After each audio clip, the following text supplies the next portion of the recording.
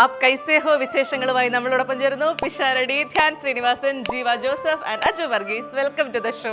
നമുക്ക് പറയാം വെൽക്കം വീണ. ബാക്കിയും കൂടെ പറ. എന്തുകൊണ്ട് female lead in the movie. Let's welcome our lady superstar. പടത്തിന് ഒരു കോണ്ടസ്റ്റ് വെക്കുന്നുണ്ട് ഉമേഷോ, നിന്നെ കണ്ടുപിടിക്കുന്നവർക്ക് സമ്മാനമുണ്ട്. ഞാൻ നയൻതാരയ്ക്ക് ശേഷം കഥ പറഞ്ഞത് വീണയായിട്ട്. അത് നീ വളർന്നതാണോ ഇവൻ നശിച്ചതാണോ?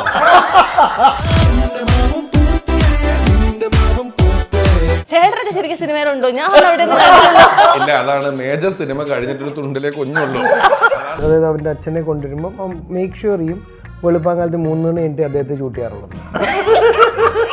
എനിക്ക് ഈ സീനിൽ ഡൗട്ട് വന്നിട്ട് ഞാൻ അച്ഛൻ്റെ അടുത്ത് ഇതൊന്ന് വായിച്ചു നോക്കിയിട്ട് ബേസിക്കലി നമ്മൾ പോകുന്നത് ഇതൊന്ന് മാറ്റി തിരുത്തി എഴുതിപ്പിക്കാൻ വേണ്ടിയിട്ടാണ്. പുള്ളി മാറിയിരുന്നൊരു പുലർച്ചെ 2 മണി 2:30 മണിക്ക് പുള്ളി പറയേണ്ട ട്രീറ്റ്മെൻറ്റില്ല, പുള്ളി പറയേണ്ട ഡയലോഗ്, അതും അന്നത്തെ ദിവസത്തിന്റെ ഷൂട്ടടക്കം പുള്ളി തന്ന കാശിലാണെന്ന് ഷൂട്ട് എടുക്കുന്നത്, ശമ്പളമില്ല. കള്ളപ്പന്നി നയൻതാരയുടെ അച്ഛനാന്ന് പറഞ്ഞപ്പോ പുള്ളിയെ സമ്മതിച്ച് ഓടി വന്നതാണെന്ന്. പുള്ളിക്ക് സിനിമയിലെങ്കിലും നല്ലൊരു അച്ഛനാണെന്നുള്ള ആഗ്രഹം. ഒരു നല്ലവനായ ഉണ്ണിയുണ്ടല്ലോ. വളരെ തുച്ഛമായ എമൗണ്ട് ഇവൻ എന്റെ അടുത്ത് ചോദിച്ചപ്പം 5,000 രൂപ. വളരെ തുച്ഛമായൊരു തുക എന്ന് പറഞ്ഞപ്പോ ഇവള് പറയാം 5,000 രൂപയെന്ന്. ഇവന്റെ ഇന്റർവ്യൂ വിറ്റ് മാത്രം MG റോഡിൽ 5 ഏക്കർ സ്ഥലം മേടിച്ചിട്ടുണ്ട്. ഒരു ദിവസം 11 to 12 വിനീത് ശ്രീനിവാസനുണ്ട്, ഞാനുണ്ട്. നീ ആരുടെ ഇന്റർവ്യൂ എടുക്കുന്നു? 11:30 വരെ നടക്കില്ല. വിനീതേട്ടന്റെ നിഷ്കളങ്കമായ ചിരി കാണാൻ പുള്ളിനോട് മാറിയെന്ന് ചിരിച്ചോളം പറയും.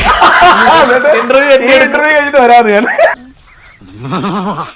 ഇപ്പൊ തന്നെ ഞാൻ പുറത്ത് നോക്കുമ്പോ ഈ ഡോറിന്റെ ഒരു പെൺകുട്ടി നിൽക്കുന്നുണ്ട്. ഞാൻ ആരാന്ന് ചോദിച്ചപ്പോ ഇവന്റെ സ്റ്റൈലിസ്റ്റ് ആണ്.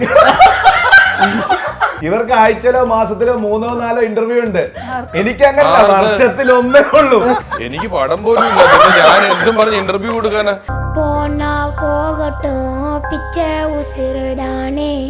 ഞാൻ ഷർട്ട് ഇട്ടിട്ട് റീൽ ചെയ്ത് കൊടുത്താൽ മതി, എനിക്ക് ഷർട്ട് കിട്ടുമോ? നിന്റെ സ്വന്തം അല്ലേ വീട്ടിലിരുന്ന ഷർട്ട് നീ മനുഷ്യന്റെ. രമേശ് പിഷാരടി കേക്ക് റീൽസ് എന്ന് പറഞ്ഞ ബേക്കറി. ഞാൻ എന്റെ കേക്ക് കടയിൽ ഇരുന്ന് പറഞ്ഞു ധ്യാന്റെ പടം എന്നെ തൊട്ട് നമുക്ക് അതിന്റെ എല്ലാത്തിന്റെയും സക്സസിന്റെ കേക്ക് നമുക്ക് തന്നെ കിട്ടുമെന്ന് പറഞ്ഞു. പക്ഷെ സക്സസ് ഞങ്ങൾക്കൊരു ബൈക്ക് ചേസ് ഉണ്ട്. അപ്പൊ ഇവനെ പിടിക്കാൻ എങ്ങനെ പോണത്, എല്ലാ മതിലും ഇവന്റെ പടത്തിന്റെ പോസ്റ്ററുണ്ട്. Keep cool, even in the scorching heat. For air conditioners, meet our expert. Oxygen, the cooling expert. आप कैसे हो വിശേഷങ്ങളുമായി നമ്മളോടൊപ്പം ചേരുന്നു Pisharody, Dhyan Sreenivasan, Jeeva Joseph and Aju Varghese. Welcome to the show. നിന്നെ വെൽക്കം ചെയ്യണം. നമുക്ക് പറയാം വെൽക്കം വീണ.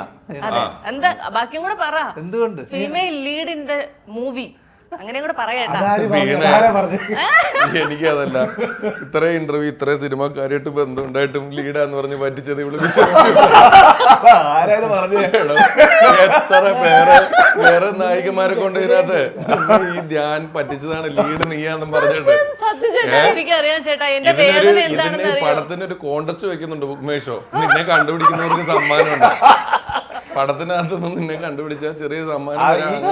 ഒറ്റക്കാര് പറഞ്ഞിട്ടാ റിസോർട്ടിൽ രാവിലെ മുതൽ വെയിലൊക്കെ കൊണ്ട് രാത്രിത്തെ ഒറ്റ ഷോട്ടിന് വേണ്ടി വെയിറ്റ് ചെയ്തു.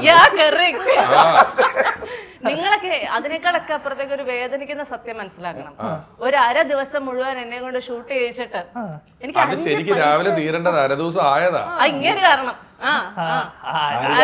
5 പൈസ റിസോർട്ടിന്റെ റെന്റ് നിന്റെ ശമ്പളത്തിൽ നിന്നാണ് കൊടുത്തത്. 1/2 ദിവസത്തെ തീരുന്ന ഷൂട്ടാ, ഒരു ഫുൾ ഡേ റെന്റ് വാങ്ങിച്ചു. ശരിക്കും ജീവ സത്യം പറ, ജീവയ്ക്ക് പൈസ തന്നായിരുന്നോ? അതൊക്കെ ആർട്ടിസ്റ്റുകൾക്ക് തരും. എന്നിട്ടും നിനക്ക് കിട്ടിയല്ലോടാ, അത് ഭയങ്കരമായി.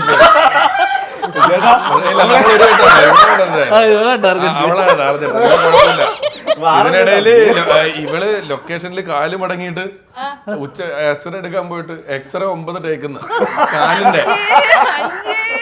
ചേട്ടാ കുറച്ച് കാലമായിട്ടില്ലേ ഈ ഫീൽഡിൽ നിന്നൊക്കെ വിട്ട് നിന്നോണ്ട് ചേട്ടനെ വളിപ്പൊന്നും ഇത് മറ്റേ ഇതൊക്കെ വെച്ച് വരും, തലയോട്ടിയൊക്കെ വെച്ചിട്ട് പൊന്മാൻ സൂപ്പർമാൻ പോലെ വരും. പക്ഷെ ഞാൻ സത്യം പറയട്ടെ, ഇത്ര ധ്യാൻ ശ്രീനിവാസൻ സന്തോഷമല്ലേ ഏറിപ്പോടത് ആ, അതെ, അതെ. റീച്ച് ആണല്ലോ ആ, അതെ, അതെ. ഈ ധ്യാൻ ശ്രീനിവാസൻ ഇതിനു മുൻപ് കഥയും തിരക്കഥയും ഒക്കെ എഴുതി സംവിധാനം ചെയ്ത ഒരു സിനിമ ഏതാ അറിവുണ്ടോ? പ്രകാശം പറക്കട്ടെ. ആ, അതിനു മുൻപ് ഏതാ? Love action drama. ഞാൻ നയൻതാരയ്ക്ക് ശേഷം കഥ പറഞ്ഞത് വീണയായിട്ട് ഉദ്ദേശിച്ചു വന്നത്. അത് നീ വളർന്നതാണോ ഇവൻ നശിച്ചതാണോ?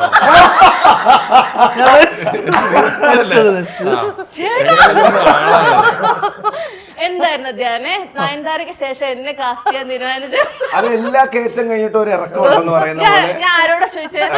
പറ പറ. എനിക്ക് വേണ്ടി സംസാരിക്കാനാണ് ഞാൻ ഇവർ രണ്ടുപേരെ ഏൽപ്പിച്ചിട്ടുണ്ട്. സിനിമയിൽ അങ്ങനെ dialogue പറയാൻ മടിയുള്ളതുകൊണ്ട് അപ്പുറത്തും ഇപ്പുറത്തും രണ്ടുപേരും കഥ. ഇത് നീ പറയാം. ആന്നേ ഞാൻ എന്നാ മനസ്സിലാക്കണേ ധ്യാന്റെ സിനിമകളിലൊക്കെ കഥ നേരത്തെ എഴുതണേന്ന്. അവിടെ കഥയല്ല ഡയലോഗ്സ്. ലൊക്കേഷനിൽ ഇരുന്നാണ് കാര്യങ്ങളൊക്കെ എഴുതുന്നത്. ഇങ്ങനെയായിരുന്നോ എല്ലാ സിനിമകളും? മിക്ക സിനിമകളും അങ്ങനെയായിരുന്നു. മിക്ക സിനിമകളിലും അങ്ങനെയുള്ള തരത്തിലുള്ള ആൾക്കാർ ആർട്ടിസ്റ്റ് ഉണ്ടാകുമ്പോൾ അവർ സഹകരിച്ച് അവർ അപ്പപ്പോ ഇത് ചെയ്യുന്നതുകൊണ്ട് എനിക്ക് കുഴപ്പമില്ലായിരുന്നു. എന്റെ കേസിൽ മാത്രം അത് വർക്കായി പോയി. ചേട്ടാ സത്യമായിട്ട് നീ ചേട്ടാ ശരിക്കും എത്ര തവണ തെറ്റിച്ചു? നീ സമ്മതിച്ചോ? ഒരു 3 തവണ. അത് കുറച്ച് കൂട്ട്. മൂന്നോ? കൈയടിച്ച് മരിച്ച് ഞങ്ങളൊക്കെ നിങ്ങൾ ഒരു ആക്ഷൻ കൈയടിക്കണം മരിച്ച അവിടെ ശരിക്കും ഇതൊക്കെ സിനിമയിലുണ്ടോ? ഞാൻ കട്ട് ചെയ്യാനുള്ള എല്ലാ ശ്രമങ്ങളും നടത്തി, പറ്റുന്നില്ല. ചേട്ടനൊക്കെ ശരിക്കും സിനിമയിലുണ്ടോ? ഞാൻ ഇല്ല, അതാണ് മേജർ സിനിമ കഴിഞ്ഞിട്ടൊരു തുണ്ടിലേക്ക് കുഞ്ഞുണ്ട്. അതാണ് മേജർ പോർഷൻ നിങ്ങൾ കണ്ടിട്ടില്ല. അവസാനം ഒരു തുള്ളിയേ ഉള്ളൂ. അത് കഴിഞ്ഞാൽ പിന്നെ തീർക്കുക. നമ്മൾ ആകാശത്തേക്ക് വെടിവെക്കുന്ന പോലെയാണ് വീട് വരുന്നത്. ജനക്കൂട്ടം പിരിഞ്ഞു പോവുക. അതാണ് നമ്മുടെ ലക്ഷ്യം. പക്ഷെ എന്നോട് എന്നെ പറഞ്ഞെന്നറിയോ, കുഞ്ഞിരാമായണത്തിലെ റിമി ടോമി വരുന്ന പോലെ നിനക്ക് ഭയങ്കര ഗസ്റ്റ് റോൾ ആണെന്നാ പറഞ്ഞത്. അങ്ങനെയല്ലായിരുന്നു? ഓഡിയൻസിന് ഇപ്പൊ കറക്റ്റ് അതായത് ആ പടം നടക്കുന്നതിന് തൊട്ട് മുമ്പ് വിനീതിനെ വിളിച്ചു, ചോദിച്ചു എങ്ങനെയാണ് റീമീനെ പറ്റിച്ചതെന്ന്. അതുപോലെ തന്നെയാണ് നിങ്ങളെയും പറ്റിക്കുന്നത്. അത് കറക്റ്റാ. അത് തന്നെ കിട്ടും. കുഞ്ഞിരാമൻ റിമി വന്ന സമയത്ത് തിയേറ്ററിൽ ഒരു വൻ ഓളം ഉണ്ടായിരുന്നു. ഓളമാണ് ഞാൻ പ്രതീക്ഷിക്കുന്നത് തിയേറ്ററിൽ. അതുപോലെയൊക്കെ തന്നെ എനിക്ക് തന്നത്. അത് ആര് വന്നപ്പോഴേ അല്ല അതുപോലെ വന്നപ്പോ അല്ല, പക്ഷെ ഒരു കാര്യം, നമ്മളിപ്പം ഇനി ഇത്രയും നേരം പറഞ്ഞൊക്കെ തമാശയാണെങ്കിലും ഞാൻ ഈ ഡബിങ്ങിന് പോയപ്പോൾ നിങ്ങൾ കണ്ടില്ലെങ്കിൽ ഞാൻ വീണ അഭിനയിച്ച സീനൊക്കെ കണ്ടു. അത് വളരെ ചെറുതാണ്. ഞാൻ ഒരു നിമിഷം പ്രതീക്ഷിച്ച ചെറിയ സീൻ ചെയ്തിട്ട് ഒരു ഇന്റർവ്യൂവിൽ ഇത്രയും അതിനെ കുറിച്ച് സംസാരിക്കുന്നു. വേറൊരു ഇന്റർവ്യൂ പറ്റില്ലല്ലോ അല്ലേ? പറ്റിയോ വേറെ ആൾക്കാരെ പറ്റി ഒരു അക്ഷരം ചോദിച്ചുമില്ല. ഇതുപോലെ ഒരു സിനിമ മുഴുവൻ അഭിനയിച്ചിട്ട് ആ സിനിമ എന്താണെന്ന് അറിയാതെ 10-25 ഇന്റർവ്യൂവിൽ ഇരിക്കുന്ന ആളാണ് എന്റെ മുന്നിലുള്ളത്. ശരിക്കും ഇത് ആപ്കേസയുടെ പ്രൊമോഷൻ ആണോ നിന്റെ പ്രൊമോഷൻ?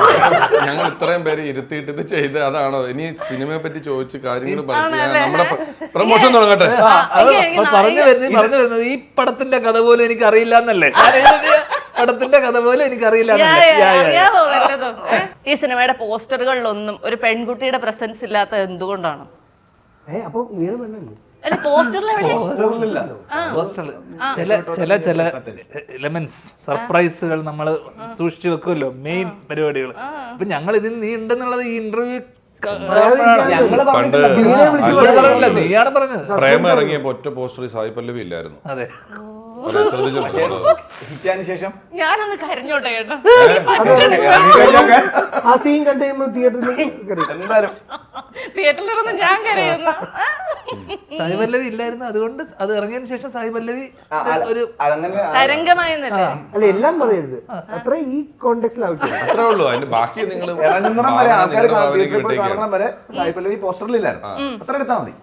അല്ല, ഈ ധ്യാന എഴുത്തിനെ പറ്റി പറയുമ്പോൾ സീരിയസ്, അതായത് ഈ സിനിമ ഇവരുടെ ഒരു സൗഹൃദ സംഘത്തിൽ നടന്ന ഒരു കഥയാണ്. ശരിക്കും നടന്ന കഥയാണ്. ധ്യാന്റെ സുഹൃത്തിന് സംഭവിച്ച കഥയാണ് ഈ സിനിമയിലുള്ളത്. അപ്പൊ ആ സംഭവത്തിൽ നേരിട്ട് ഇടപെടുകയും അതിലുണ്ടായിരിക്കുകയും അതിനെക്കുറിച്ച് A to Z അറിയുകയും ചെയ്ത ഒരാളെന്നുള്ള നിലയിലാണ് ധ്യാൻ ഇതിന്റെ ഒരു പൂർണ്ണമായൊരു വൺ ലൈൻ ഉണ്ടെങ്കിലും സംഭാഷണങ്ങളിൽ ലൊക്കേഷൻ എഴുതുന്നൊരു സാഹചര്യം ഉണ്ടായിട്ടുള്ളത്. അത് അനുഭവിച്ചിട്ടുള്ള കഥയായതുകൊണ്ട് അതിന് കുറച്ചുകൂടെ സത്യസന്ധത ഉണ്ട്. ഉള്ളതാണോ ഞാന്? അത് ഈ പടം കണ്ടാ മനസ്സിലാവുള്ളതാണ്. അത്തരത്തിലുള്ള സംഭവമാണല്ലോ. അജുചേട്ടന് ശരിക്കും സിനിമയുടെ കഥ മുഴുവൻ അറിയാവോ? ശരിക്കും അറിയാവോ ചേട്ടാ? കുറേ വട്ടം ഞാൻ പടം കണ്ടു. അല്ല, കഥ പറഞ്ഞപ്പോ ചെയ്യുന്നതിന് മുന്നേ ഞാൻ അങ്ങനെ ബുദ്ധിമുട്ടിക്കാറില്ല. ഓ അല്ല, എനിക്കറിയാമായിരുന്നു. എന്നെ വിളിച്ച് ധ്യാൻ പറഞ്ഞത് ഒരു ആദ്യമധ്യാന്തമുള്ള ഒരു കഥ തന്നെയാണ് പറഞ്ഞത്. അതിനകത്ത് ഇന്നതാണ് കാര്യം വളരെ ഡീറ്റെയിൽഡ് ആയിട്ടും കൃത്യമായിട്ടും വളരെ ഗൗരവത്തോടു കൂടിയും ആ കഥ പറഞ്ഞിട്ടുണ്ട്. സിനിമ നമ്മളിപ്പോൾ ഇന്റർവ്യൂ നമ്മൾ തമാശയൊക്കെ പറയുമെങ്കിലും സിനിമയോട് വളരെ ഗൗരവമുള്ളൊരു സമീപനം തന്നെയായിരുന്നു ഇതിൽ പ്രവർത്തിച്ച എല്ലാവർക്കും ഉണ്ടായിരുന്നത്. ജീവിക്കും കഥയൊക്കെ അറിയാം. പ്രൊഡ്യൂസർ സമ്മതിക്കില്ല, അവിടെ പോയി വെറുതെ ഇരിക്കാൻ. നീ മാത്രം അങ്ങനെ ആയതുകൊണ്ട് നിനക്ക് വിചാരം എന്ത് രസാ ജോളി രാവിലെ തൊട്ട് വെറുതെ അങ്ങനെയല്ലായിരുന്നു, നമ്മളൊക്കെ ശരിക്കും നല്ല പണിയെടുത്തിട്ടാണ്. നിങ്ങൾക്ക് നന്നായി പണിയെടുത്തായിരുന്നു. നന്നായിട്ട് വീണ ഈ സിനിമ ഒരു രാത്രിയുടെ കഥയാണല്ലോ. വീണ രാവിലെ വന്നേന്ന് തോന്നുന്നു. വീണയ്ക്ക് രാവിലെയുള്ള ഒരു സീനിലാണ് വീണ. ഞങ്ങളൊക്കെ ഏതാണ്ട് ഒരു മാസത്തോളം സന്ധ്യ മുതൽ പിറ്റേന്ന് പുലർച്ചെ വരെ നല്ല ചൂടുള്ള സമയത്ത് വളരെ പരിമിതമായ സ്ഥല സൗകര്യങ്ങളുള്ള ലൊക്കേഷനുകളിൽ ഒരുപാട് ബുദ്ധിമുട്ടിയിട്ട് രാത്രി നിന്നിട്ടാണ് ഷൂട്ട് ചെയ്തിട്ടുള്ളത്. അവിടെ അഭിനയിച്ചത്. പിന്നെ ഇവനൊരു പ്രത്യേക ഞാൻ ശ്രദ്ധിച്ചിട്ടുള്ള കാര്യം, സാറിന് അതായത് അവൻ്റെ അച്ഛനെ കൊണ്ടുവരുമ്പോൾ മേക്ക് ഷുവർ ചെയ്യും വെളുപ്പാങ്കാലത്ത് 3 മണി കഴിഞ്ഞിട്ട് അദ്ദേഹത്തെ ഷൂട്ട് ചെയ്യാറുള്ളത്. അതായത് അത് വയ്യാതിരിക്കുന്ന ഒരു സ്വന്തം അച്ഛനെ കുറച്ചുകൂടി ബുദ്ധിമുട്ടിച്ച്. പിന്നെ ഞാൻ വിചാരിച്ചാലും എന്റെ ഒരു കാര്യത്തിൽ ശ്രീനേട്ടൻ ഒരു കഥ കേട്ട് ഇതിൽ ഞാൻ അഭിനയിക്കണോ വേണ്ടോ എന്നൊക്കെ ചിന്തിച്ചിട്ട് തന്നെ ഇരിക്കുള്ളൂ. കാരണം അദ്ദേഹം വർഷങ്ങൾ മുമ്പ് പറഞ്ഞിട്ടുള്ളൊരു കാര്യമുണ്ട്, ഞാൻ ചെയ്യാതെ വിട്ട സിനിമകളാണ് ഞാൻ സിനിമയ്ക്ക് ചെയ്ത സംഭാവന എന്നുള്ളത്. അപ്പൊ പുള്ളി ഇത് ചെയ്യാതെ വിട്ടില്ല. കാരണം സിനിമ ഒരുപാട് ചെയ്യാതെ വിടുന്ന ഒരാളാണ് അദ്ദേഹം. അപ്പൊ ഇത് ചെയ്യാതെ വിടാതെ ധ്യാൻ വീട്ടിൽ ഇരുന്ന് കഥ പറയുമ്പോൾ ഒരു അച്ഛൻ മകന്റെ പടമെന്നൊന്നും ഓർത്ത് ഒരിക്കലും വരുന്ന ഒരാളല്ല അദ്ദേഹം. ഒരു ചെറിയ വേഷം, വീണയെ പോലെ ഒരു ചെറിയ വേഷം. പക്ഷെ അദ്ദേഹം അത് ചെയ്യാൻ സമ്മതിച്ചത് ഈ കഥയുടെ ഒരു ആദിമധ്യാന്തം അദ്ദേഹത്തിന് ഇഷ്ടപ്പെടുകയും ആ കഥാപാത്രം ഇഷ്ടപ്പെടുകയും ചെയ്തിട്ട് തന്നെയാണ്. അച്ഛനെ അഭിനയിപ്പിക്കാനായിട്ടുള്ള ബുദ്ധിമുട്ടുകൾ എന്തൊക്കെയായിരുന്നു ധ്യാനെ? ഇത് ഈ കഥ കേട്ടപ്പോൾ തന്നെ ഇന്ന് ഇത് വെച്ച് പറയുമ്പോൾ വിചാരിക്കും, ഇപ്പൊ രമേശേട്ടൻ പറഞ്ഞു വെച്ച് നോക്കുമ്പോൾ ഇത് വലിയൊരു മഹാസംഭവമാണ് സിനിമ, അങ്ങനെ വിചാരിക്കരുത്. ഇതൊരു നേരത്തെ ഇപ്പോഴത്തെ ഇതാണല്ലോ ഒരു കുഞ്ഞു സിനിമയാണ്, ശരിക്കും കുഞ്ഞു സിനിമയാണ്. വളരെ എൻ്റെ ഒരു ഐഡിയ എന്ന് വെച്ചാൽ ഒരു ബേസ് ഐഡിയ ഇതാണ്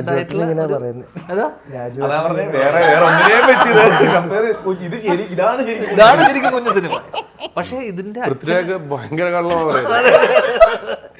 ഞങ്ങള് സത്യമായിട്ട് പറയുന്നത് കുഞ്ഞു സിനിമയാണ്. പക്ഷെ അച്ഛൻ ഇതിനകത്ത് ഉണ്ടായിട്ടുള്ള ഈ സംഭവം, ഞാനിപ്പോൾ അച്ഛനോട് ഈ കഥ പറഞ്ഞപ്പോൾ ഉണ്ടായിട്ടുള്ള ആ സംഭവം അച്ഛന് ഭയങ്കര ഇൻട്രസ്റ്റിംഗ് ആയിട്ട് തോന്നുകയും ഇതൊരു സിനിമയായിട്ട് വരുമ്പോൾ അത് എങ്ങനെ ഉണ്ടാവും എന്നുള്ളൊരു കൗതുകത്തിന്റെ പുറത്താണ് ഞാൻ അച്ഛനോട് പറയുന്നത് ഇതൊരു സിനിമയാക്കാനുള്ള ഒരു സാധനം ഉണ്ടോ എന്നുള്ളത്. പുള്ളി കേട്ടപ്പോൾ എന്നോട് പറഞ്ഞു രസമുണ്ട്, ഞാൻ വരാം, ഒരു ദിവസത്തെ പരിപാടിയേ ഉള്ളൂ. അത് ഇതേപോലെ നമ്മൾ ഷൂട്ട് ചെയ്യുന്ന സമയത്ത് അച്ഛനന്ന് ഹോസ്പിറ്റൽ ഡയാലിസിസ് ഒക്കെ ചെയ്തുകൊണ്ടിരിക്കുന്ന സമയം, ഉച്ചക്ക് മരുന്നുണ്ട്, ഇതുണ്ട്. ഒരു ദിവസം രാത്രി വന്നു, പിന്നെ ഒരു ദിവസം ഡേയിൽ ഷൂട്ട് ഉണ്ടായിരുന്നു. അന്ന് എനിക്ക് വന്നു, അത് രാത്രി വന്ന കാര്യം പറഞ്ഞല്ലോ. അപ്പം അന്നത്തെ ഡയാലിസിസിന് സമയം വൈകി, ഉച്ചയ്ക്ക് അച്ഛന് മരുന്ന് കഴിക്കാനുണ്ട്. അപ്പം ഞാൻ ബ്രേക്ക് ചെയ്ത് ഏകദേശം 3 മണിക്കൊക്കെയാണ്. കാരണം അന്ന് സൈജുവേട്ടനുണ്ട്, ഇതിനകത്ത് കുറേ ആർട്ടിസ്റ്റ് നമ്മൾ വരാത്ത ആൾക്കാരുണ്ട്. അപ്പോൾ സൈജുവേട്ടനും അച്ഛനോടുള്ള കോമ്പിനേഷനാണ്. അപ്പോൾ അച്ഛൻ സൈജുവേട്ടന് ഒരു ദിവസത്തെ വർക്ക് ഉണ്ടായിരുന്നുള്ളൂ. അപ്പം എനിക്ക് സൈജുവേട്ടനെ തീർത്ത് വിടണം, അച്ഛനെയും ഇതാക്കി വിടണം എന്നുള്ള രീതിയിൽ ഞാൻ 2 മണി കഴിഞ്ഞും 3 മണിയായിട്ട് 3:30 മണിക്കാണ് ബ്രേക്ക് ചെയ്തത്. ഞാൻ അച്ഛനോടൊരു വാക്ക് ചോദിച്ചില്ല, ഏത് കഴിക്കണോ വേണ്ടയോ, അല്ലെങ്കിൽ പുള്ളി അവിടെ അങ്ങ് ഇരുന്നു. എന്ന് വെച്ച് കഴിഞ്ഞാൽ ആ ഇരുന്നത് ഒന്നും പ്രതീക്ഷിച്ചിട്ട് കാര്യമില്ല എന്ന് ഓർത്തിട്ടാണോ? അതൊന്നുമല്ല, ഞാൻ പറഞ്ഞ ഇരുന്നത് ഈ കഥയോടും ഈ സിനിമ എന്താണെന്ന് പുള്ളി ചെയ്യുന്നതിനെ കുറിച്ചുള്ള വ്യക്തതയുള്ളതുകൊണ്ടും പുള്ളി കൃത്യമായിട്ട് അറിയാം എന്താണ് ചെയ്യുന്നത്. ഞാനപ്പോൾ ഒന്നും പറഞ്ഞില്ല. അല്ലെങ്കിൽ നമ്മൾ സാധാരണ സീനിയേഴ്സിൻ്റെ അടുത്തൊക്കെ നമ്മൾ പോയി പറയും നമ്മൾ കുറച്ചൊന്ന് എക്സ്റ്റെൻഡ് ചെയ്യാണ്, ബ്രേക്ക് ചെയ്യണം. അപ്പൊ പുള്ളി തന്നെ ഒരു 2 മണിയൊക്കെ ആയപ്പോ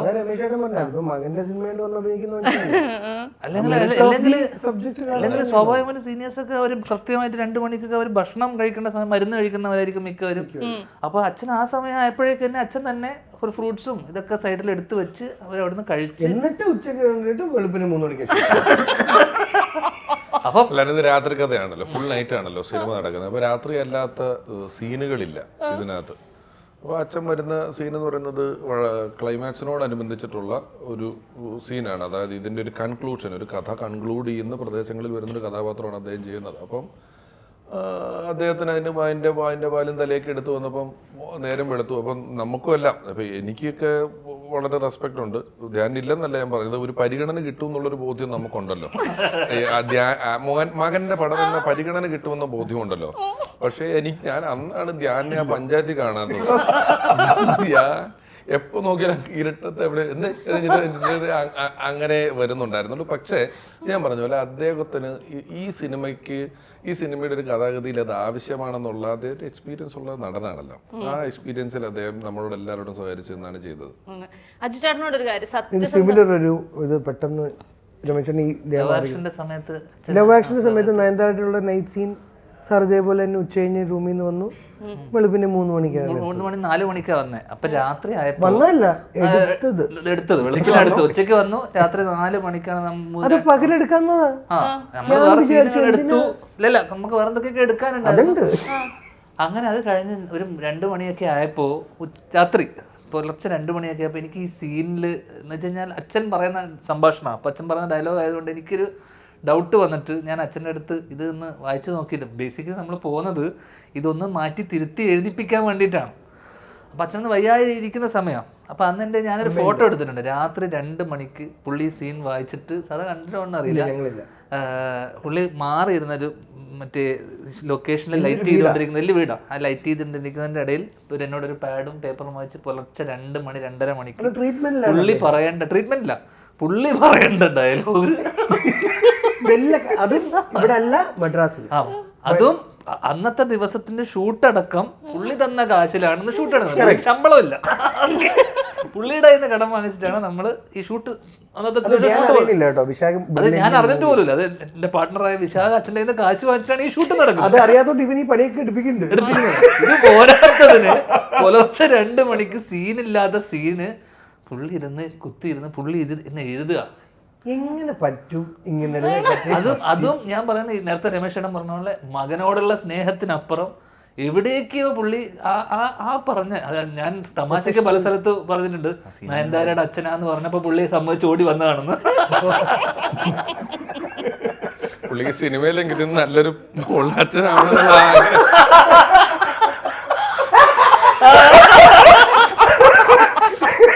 അതെന്താ മൂത്ത മകൻ നല്ലവനല്ലേ, ഒരു നല്ലവനായ ഉണ്ണിയുണ്ടല്ലോ. അല്ല, അജു ചേട്ടനോട് അത് ചോദിക്കാൻ വരായിരുന്നു. സത്യസന്ധമായിട്ട് പറയണം, ഒരേ സമയം ധ്യാനും വിനീതും ഒരു കഥ പറഞ്ഞു കഴിഞ്ഞാൽ ചേട്ടൻ ഏത് ചൂസ് ചെയ്യും? ഒരേ സമയം ഷൂട്ട് ചെയ്യാനുള്ള നല്ല കഥ ഏത്? അത് ഓ വാ, പ്രതീക്ഷിച്ചില്ല. അല്ല അപ്പൊ അതല്ല, അപ്പൊ അതിന് ഉത്തരവട്ടെ.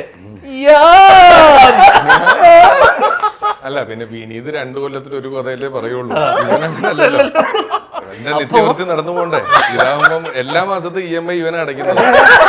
നിങ്ങൾ പറയുന്ന പോലെ ആണ്ടിലൊരു EMI അടിക്കുന്ന ചേട്ടനാണോ എല്ലാ മാസത്തെ EMI അടയ്ക്കുന്ന അനിയനാണോ വേണ്ടതെന്ന് ചോദിച്ചാൽ അവൻ എന്ത് പറയും? അതേ കാര്യം എനിക്ക് നിന്നോടും പറയാനുള്ള ആ നന്ദി നിനക്കുണ്ട്. അത്യാവശ്യം ടൈറ്റ് ആകുന്ന സമയത്ത് റോളിങ്ങിന് സദ്യന്നൊക്കെ ഞാൻ റോൾ ചെയ്യും. അപ്പൊ ഈ കഴിഞ്ഞ ആഴ്ച ഈ പറഞ്ഞ പോലെ ഇവൻ എൻ്റെ അടുത്ത് ഞാൻ ചോദിക്കുന്നതിനേക്കാളും 100% വരുന്ന ഒരു എമൗണ്ട് ഇവൻ എന്നോട് ചോദിച്ചു. വലിയ എമൗണ്ട് ആണ് നമ്മൾ മനസ്സിലാക്കാം. വളരെ തുച്ഛമായ ഒരു എമൗണ്ട് ഇവൻ എൻ്റെ അടുത്ത് ചോദിച്ചപ്പം 5000 രൂപ ഞാനൊന്ന് തുച്ഛമായ എമൗണ്ട് ഞാൻ ഞെട്ടി. ഞാൻ എന്ത് പറ്റി? അല്ല, കുറച്ച് നാളായാലും നമ്മൾ രണ്ടുപേരും അഭിനയിച്ചു. ഞാൻ അതെ. ഞാൻ എന്നാ പരിപാടിയാ, നിന്നെ പണിക്ക് എല്ലാത്തിനും എടുത്ത് എന്തിനാ കടം വാങ്ങിക്കാൻ? എല്ലാ സിനിമയും അതിന്റെ എന്ത് റിസൾട്ട് നോക്കാതെ പോയി ചെയ്യുന്ന പ്രോത്സാഹിപ്പിക്കുന്നില്ല. ഈ ഒരു കൊച്ചു എമൗണ്ട് ചോദിക്കാമോ? നിങ്ങളാരും ശ്രദ്ധിക്കാതെ വിട്ടൊരു സാധനമുണ്ട്. വളരെ തുച്ഛമായൊരു തുക എന്ന് പറഞ്ഞപ്പോ ഇവള് പറയാം 5000 രൂപയെന്ന്. ഇപ്പൊ 5000 രൂപ തുച്ഛമായി. ഇവന്റെ ഇന്റർവ്യൂ വിറ്റ് മാത്രം MG റോഡിൽ 5 ഏക്കർ സ്ഥലം മേടിച്ചിട്ടുണ്ട്. എങ്ങനെ പോലും മാസം 2 ഇന്റർവ്യൂ മിനിമം കിട്ടും. അല്ല, ഇപ്പൊ ധ്യാൻ അങ്ങനെ ഒരു മിനിറ്റ്, ഇതേ സമയം നിന്നോട് ചോദ്യം, നീ വിനീത് ശ്രീനിവാസന്റെ ഇന്റർവ്യൂ എടുക്കൂ, ധ്യാൻ ശ്രീനിവാസന്റെ ഇന്റർവ്യൂ എടുക്കൂ? അതെങ്ങനെ അറിയാൻ പറ്റും? ഇന്റർവ്യൂ നല്ലത് കഴിഞ്ഞാലല്ലേ അറിയാൻ പറ്റൂ. സിനിമ കഥ ഇത് 11 to 12 വിനീത് ശ്രീനിവാസനുണ്ട്, ധ്യാനുണ്ട്. നീ ആരുടെ ഇന്റർവ്യൂ എടുക്കുന്നു? 11:30 വരെ ചാനലിൽ ഗുണം വരുന്നേതാ? എനിക്ക് ആ വിനീതേട്ടന്റെ നിഷ്കളങ്കമായ ചിരി കാണാൻ. അപ്പൊ വിനീതോ?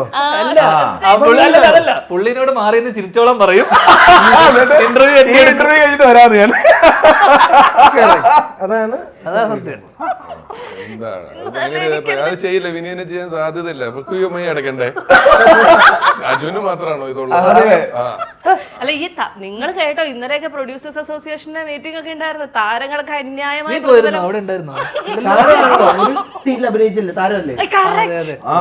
താരങ്ങൾക്കൊക്കെ അന്യായമായ പ്രതിഫലമാണ് നിങ്ങൾ വാങ്ങിച്ചുകൊണ്ടിരിക്കണേന്ന്. അതിന് ഇതൊക്കെ കുറയ്ക്കോ നിങ്ങളൊക്കെ? ജീവയ്ക്ക് ഊണ് കൊടുത്തത് അവന്റെ ഭാഗ്യമാണ്. അവന് ഊണ് കൊടുത്തത് അവന്റെ മുജ്ജന്മ സുഹൃത്ത്, എന്നിട്ടാ പ്രതിഫലം. അതും ഉച്ചയ്ക്ക് ധ്യാൻ ചേട്ടൻ വാങ്ങിച്ചതിൽ നിന്ന് പകുതി, അല്ലാതെ എനിക്കായിട്ട് വന്നതല്ല. അത് മാത്രല്ല, ചില ദിവസങ്ങളിൽ ഞാൻ ഇവനോട് പറയും, എടാ നീ എന്താ ഡ്രസ് ഇട്ടിരിക്കുന്നത്, ആ ടീഷർട്ട് എന്താണ് ഇത്ര സഹകരിക്കുന്ന താരങ്ങളെ കുറിച്ചാണോ നീ പറയുന്നത്? ഫുഡില്ല. സാധാരണ ഇന്നോവ പോലത്തെ വണ്ടികൾ ലൊക്കേഷനിൽ അയച്ചു വന്ന് പിക്ക് ചെയ്താണ് പോവാറ്. ഇത് വലിയ വണ്ടിയാണ് വന്നത്. അപ്പൊ ഞാൻ ഇത് എന്ത് പറ്റി വലിയ വണ്ടിയൊക്കെ? അയ്യോ, അത് ഒരുപാട് കാശുകളുണ്ടല്ല. ധ്യാൻ വന്ന വണ്ടി തന്നെയാണ്, ധ്യാന്റെ സ്വന്തം വണ്ടിയാണ്. അത് വീട്ടിൽ നിന്ന് ഓരോരുത്തരെ പിക്ക് ചെയ്യാൻ പറ്റും. എന്ന് വെച്ചാൽ പൈസക്ക് ഒരു കുറവുണ്ടായിരുന്നല്ലോ. പടമൊക്കെ ഭംഗിയായിട്ട് ചെയ്യാനുള്ളതൊക്കെ ചെയ്തു. ഇവനതിന്റെ ആവശ്യമില്ല, അല്ലാത്തൊരു അനാവശ്യ എക്സ്പെൻസുകൾക്ക് ഇല്ല. ഇപ്പൊ തന്നെ ഞാൻ പുറത്ത് നോക്കുമ്പോ ഇവിടെ എന്തായാലും ഒരു പെൺകുട്ടി നിൽക്കുന്നുണ്ട്. അപ്പൊ എനിക്ക് നമ്മുടെ ക്രൂവിൽ പെട്ട ഞാൻ ആരാന്ന് ചോദിച്ചപ്പോ ഇവന്റെ സ്റ്റൈലിസ്റ്റ് ആണ്. കാശ് കൊടുക്കുന്നില്ല. ഈശ്വരനാണ് സത്യം. ഒരു ഫിലിം പ്രൊമോഷന്റെ ഇന്റർവ്യൂവിന് സ്റ്റൈലിസ്റ്റുമായിട്ട് വന്നവനെ ഇവൻ. എന്നാൽ ഇതിന് 10 പൈസ കിട്ടിയോ അതുമില്ല, കയ്യിൽ നിന്ന് എടുത്ത് ചെലവാക്ക. ഇവർക്ക് ആഴ്ചയിലോ മാസത്തിലോ 3-4 ഇന്റർവ്യൂ ഉണ്ട്. എനിക്ക് അങ്ങനെ വർഷത്തിൽ ഒന്നേ ഉള്ളൂ. ഞാൻ ഒരുങ്ങും അല്ലേ? ആഴ്ചയിൽ വിറ്റാമിൻ ഡി ഇഞ്ചക്ഷൻ വല്ലതാണോ എല്ലാ ആഴ്ച കൃത്യമായിട്ട് എടുക്കാം. ഞങ്ങൾക്ക് അങ്ങനെ ഇന്റർവ്യൂ ഒന്നുമില്ല. എനിക്ക് പടം പോലും ഇല്ല. ഞാൻ എന്തും പറഞ്ഞ് ഇന്റർവ്യൂ കൊടുക്കാനാ? ഞാന് ആക്ഷൻ എന്നൊക്കെ കേട്ട കാലം പറഞ്ഞു. ആക്ഷൻ വന്നിട്ട് പല്ല് വയ്ക്കുവാൻ അതറിയാമോ? എന്നെ ഇങ്ങനെ പടം ഉണ്ടെന്ന് നിങ്ങൾക്ക് വെറുതെ തോന്നുന്നതാ. എനിക്ക് പടമില്ല. ഡെയിലി നമുക്ക് ആ കാരണം വിചാരം ഞാൻ ഈ പടത്തിലുണ്ട്. പക്ഷെ ഞാൻ പടത്തിലില്ല, പടമില്ല. നിങ്ങൾക്ക് മനസ്സിലാക്കിയത്. നിങ്ങൾക്ക് ഇത് എന്താ ഇങ്ങനെ? രമേശേട്ടന് പടമില്ലെന്ന് പറയുമ്പോ പിന്നെ ഞങ്ങളൊന്നും ചരിത്രത്തിലേ ഇല്ല. അതിന് നീ സ്റ്റൈലിസ്റ്റുമായിട്ട് പോയാൽ ആര്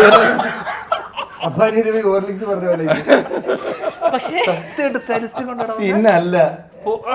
ഞാനിപ്പോ അവളോട് പറഞ്ഞു ഒരു 10 ഷർട്ടും 10 പാന്റും എടുത്തോ. ഇന്ന് കുറെ ഉണ്ട്. 4 ഇന്റർവ്യൂ ഉള്ളെങ്കിൽ 4 ഷർട്ടും 4 പാന്റും ഇടും ഞാൻ. പക്ഷെ വേറൊരു കാര്യം, ഇവന്മാർക്ക് നമുക്കൊക്കെ ഇത് മേടിക്കണമല്ലോ. അപ്പൊ ഞാൻ ചോദിച്ചിട്ട് 10 ഇപ്പൊ നമ്മളൊക്കെ 2 ഇന്റർവ്യൂവിന് ഒരു ഷർട്ട് ഇടാന്നൊക്കെയുള്ള പ്ലാനാ. 10 ഷർട്ട് എങ്ങനെ കിട്ടുന്ന വെച്ചാൽ ഇവൻ പറയും, ഇല്ലേട്ടാ ഞാൻ ഷർട്ട് ഇട്ടിട്ട് റീൽ ചെയ്ത് കൊടുത്താൽ മതി, എനിക്ക് ഷർട്ട് കിട്ടുമോ? നിന്റെ സ്വന്തമല്ലേ? ഒരു റീലിന് ഒരു ഷർട്ട്, അങ്ങനെയാണ് ഇവൻ ചെയ്യുന്നത്. അതില്ല, എനിക്ക് പറയാൻ യോഗ്യതയില്ല. ഈ ഇട്ടിരിക്കുന്ന ഷർട്ട് ഇത് പക്ഷെ റീൽ ചെയ്ത് കൊടുക്കാന്ന് പറഞ്ഞ രമേഷ് പിഷാരടി കേക്ക് റീൽസ് എന്ന് പറഞ്ഞ ബേക്കറി, അതിന്റെ റീൽ. ഇതിന്റെ സക്സസിന് എന്റെ ഒരു കേക്ക് എല്ലാവർക്കും തരുന്നതായിരിക്കും. കേക്ക് റീൽസിന്റെ ഒരു കേക്ക്. പക്ഷെ ഒരു കാര്യം പറയട്ടെ, എന്റെ പടങ്ങളുടെ മിക്കതിന്റെയും കേക്ക് ഓർഡർ, അതായത് സജീവ് ചന്ദ്രൂരാണ് കണ്ടത്. അപ്പൊ ഇത് തിയേറ്ററിൽ ഇടയ്ക്ക് ചില പടം ഒക്കെ കേക്ക് കൊടുക്കുക. അപ്പം ഞാൻ എന്റെ കേക്ക് കടയിൽ നിന്ന് പറഞ്ഞു, ധ്യാന്റെ പടം എന്നെ തൊട്ട് നമുക്ക് അതിന്റെ എല്ലാത്തിന്റെയും സക്സസിന്റെ കേക്ക് നമുക്ക് തന്നെ കിട്ടുമെന്ന് പറഞ്ഞു. പക്ഷെ ഇയാള് നല്ലൊരു കേക്ക് ഉണ്ടാക്കിയിട്ട് പടത്തിന് കൊണ്ട് കൊടുത്തു. ഇനി എല്ലാം കിട്ടും.